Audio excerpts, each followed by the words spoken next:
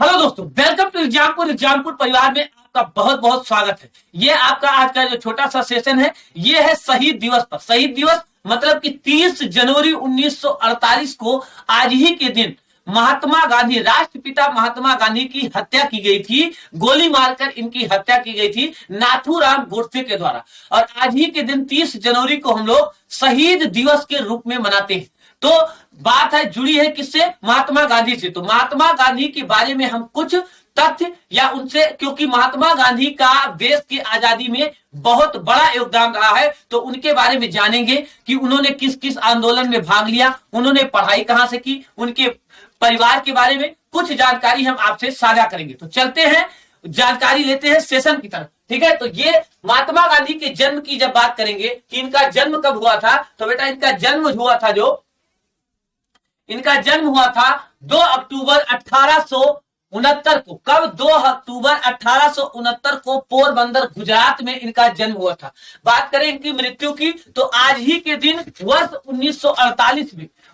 1948 में गोली मारकर इनकी हत्या की गई थी। और उसी के से शहीद दिवस मनाते हैं। क्या शहीद दिवस हम लोग 30 जनवरी को मनाते हैं। अब बात करते हैं इनकी पढ़ाई की शिक्षा। तो अल्फ्रेड हाई स्कूल से इन्होंने शुरुआती शिक्षा ली थी। और ये कहां पे है? राजकोट में। और राजकोट यूनिवर्सिटी कॉलेज में इन्होंने ग्रेजुएशन किया। उसके बाद लंदन से इन्होंने लॉ की डिग्री ली। लॉ यानी कि ये पेशे से वकील भी है। अब बात करते हैं इनके व्यवसाय, यानी इनका कार्य क्या था। तो राजनीतिज्ञ भी थे, ये बैरिस्टर भी थे, और पत्रकार, दार्शनिक, निबंधकार, ये सभी चीजों में इनकी रुचि थी। अब बात करें राजनीतिक पार्टी, तो उस समय एक ही पार्टी थी, भारतीय राष्ट्रीय कांग्रेस से ये जुड़े हुए थे।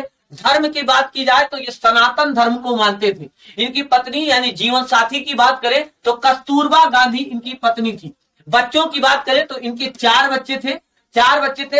हरिलाल मोहनदास गांधी, मणिलाल गांधी, रामदास गांधी और देवदास गांधी, 4 इनके बच्चे थे। माता पिता की बात करें तो करमचंद गांधी और पुतली करमचंद बाई इनकी माता और पिता, मतलब पिता करमचंद गांधी और माता कौन थी? तो पुतली बाई करमचंद गांधी इनकी माता थी। अब बात कर लेते हैं किसकी, तो इनके राष्ट्रपिता कहकर कब इनको संबोधित किया गया और तभी से इनको राष्ट्रपिता कहा जाने लगा। तो सुभाष चंद्र बोस के द्वारा 6 जुलाई 1944 को रंगून से रेडियो के माध्यम से गांधी जी का नाम प्रसारण कर उन्हें राष्ट्रपिता कहा। पहली बार संबोधित करते हुए आजाद हिंद फौज के सैनिकों के लिए उनका आशीर्वाद और शुभकामनाएं मानी थी, और तभी से इनको राष्ट्रपिता कहा जाने लगा था। 9 जनवरी 1915 को, कब? तो 9 जनवरी 1915 को ये भारत वापस आए। और इसी दिन प्रवासी भारतीय दिवस के रूप में हम अभी भी 9 जनवरी को मनाते हैं। कब? 9 जनवरी को प्रवासी भारतीय दिवस के रूप में मनाते हैं। अब गांधी जी के बारे में एक चीज बता दें कि इन्होंने भारतीय राष्ट्रीय कांग्रेस के एकमात्र अधिवेशन में भाग लिया, इसलिए आपके लिए इंपॉर्टेंट है। 1924 में बेलगांव अधिवेशन। बेलगांव कहां है? तो कर्नाटक में स्थित है बेलगांव, आपका कर्नाटक में। बेलगांव अधिवेशन में इन्होंने अध्यक्षता की थी। एकमात्र अधिवेशन यही था 1924 में।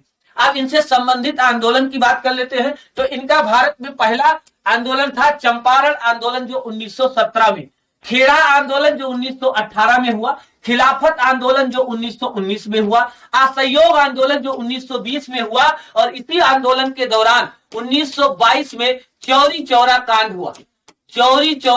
कांड हुआ। और इसी कांड की वजह से इन्होंने क्या किया? असहयोग आंदोलन वापस ले लिया था। और भारत छोड़ो आंदोलन 1942 में हुआ, जिसमें कि करो या मरो का नारा इनके द्वारा दिया गया।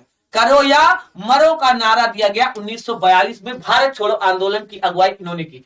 और इनका संबंध सविनय अवज्ञा आंदोलन, दांडी मार्च और गांधी इरविन समझौते से भी इनका संबंध रहा है। तो ये रहा गांधी जी के बारे में कुछ विशेष तत्व। ऐसी जानकारी के लिए आप जुड़े रहिए एग्जामपुर यूट्यूब चैनल से। आज के लिए इतना ही, फिर मिलेंगे। जय हिंद, जय भारत, जय